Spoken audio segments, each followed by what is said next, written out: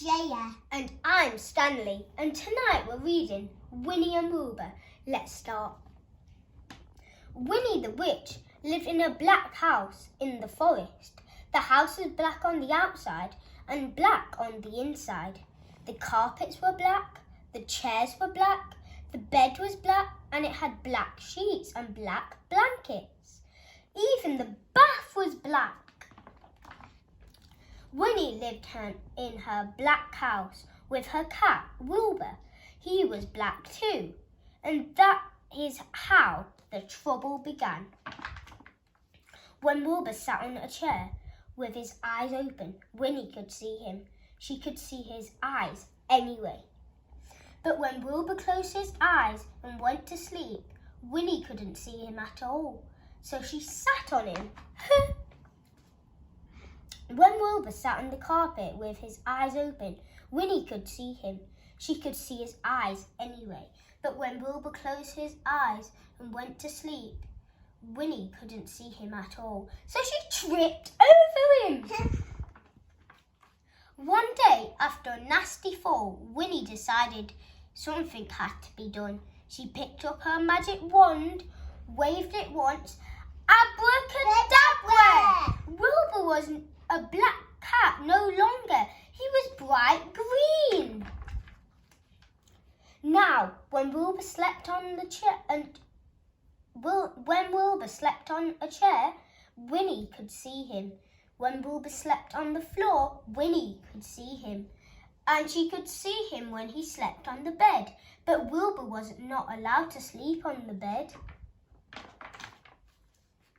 So Winnie put him outside in the grass.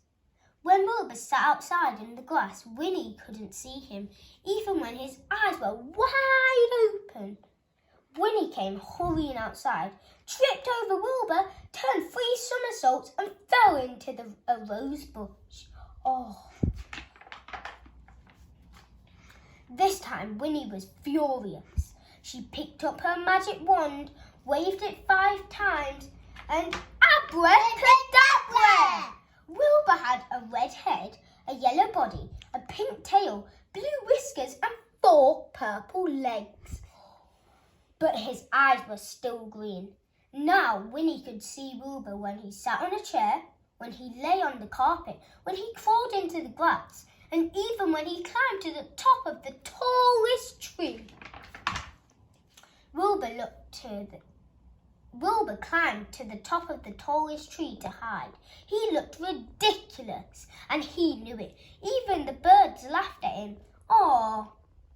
Wilbur was miserable. He stayed at the top of the tree all day and all night.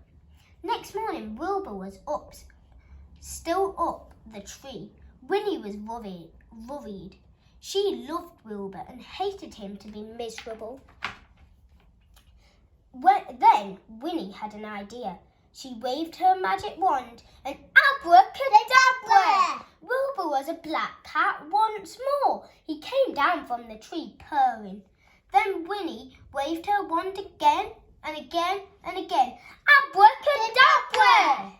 Now instead of a black house, she had a yellow house with a red roof and a red door. The chairs were white with red and white cushions. The carpet was green with pink roses.